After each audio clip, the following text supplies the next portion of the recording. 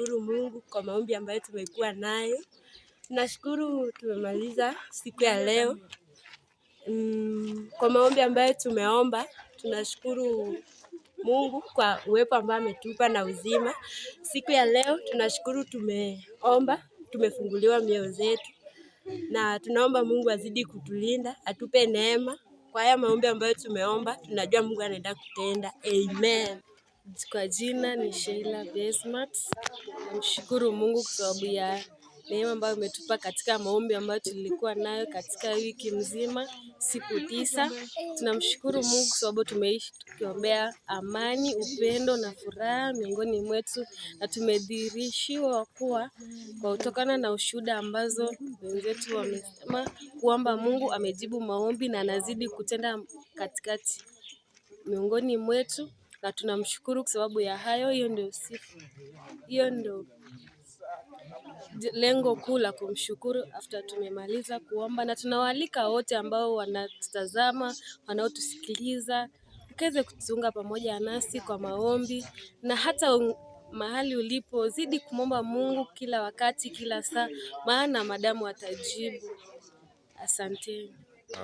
Kwa majina naitwa Michael Lato, nasali hapa Christ Care Migori, and nashukuru Mungu kwa sababu tumekuwa na maombi hii wiki na siku karibu 9 hivi, na leo tumekuwa kwa maombi ya kufunga, na hakika tumeona Mungu akitujalia, akijibu maombi yetu. Kwa hivyo kwa watu wenye hawajaingia kanisa ama wale ambao wanatamani kutujoin, tunaomba mkaweza kuingia kwa maombi, sababu Mungu ana nguvu kuliko binadamu yoyote. Na tunawakaribisha, tunaendelea na maombi. Tunaomba yule ambaye anataka kutujoin, atujoin, na sote tutabarikiwa. Elijah Jumba.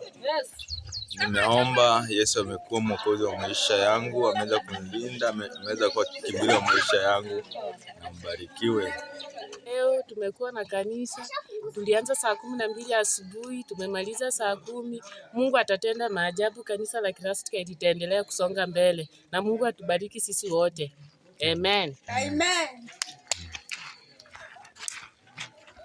Kwa majina naitwa Beatrice Nyangai, mshirika wa Christ Care. Tunamshukuru Mwenyezi Mungu kwa kuwa amekuwa pamoja nasi tangu tulipoanza maombi. Tumekuwa tukifunga, tumekuwa tukifanya mchana na usiku kwa siku 9.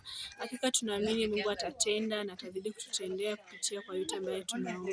Pia tunapenda kusema wakati mwingine tutakapokuwa tunaalika wengine waweze kukuja kujiunga nasi. Mbarikiwe. Kwa majina ni Evans Ogola, mshirika wa Christ Care.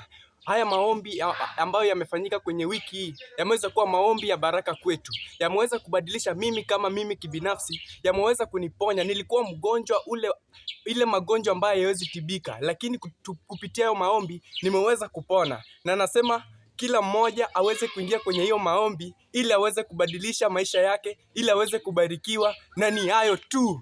Mbarikiwe. Mimi kwa majina naitwa Ambrosi Onjoro, nimeokoka na mpenda Yesu Kristo kama mwokozi wa maisha yangu, na nimeona baraka sana katika wiki hii, kwa sababu tangu maombi haya yaanze imekuwa ni changamoto kwetu, kwa sababu sisi wengine wetu hatukuwa tunajua kuomba, hatukuwa na ile changamoto ile fire ya kuomba, lakini kwa sababu ya maombi haya ya wiki hii, hiyo fire imeamka, imekuwa kama revival. Kwa hivyo mimi naweza sema ya kwamba maombi kama haya yaendelee kukua. Tukue na maombi kama haya kila mara kwa mara. Asante.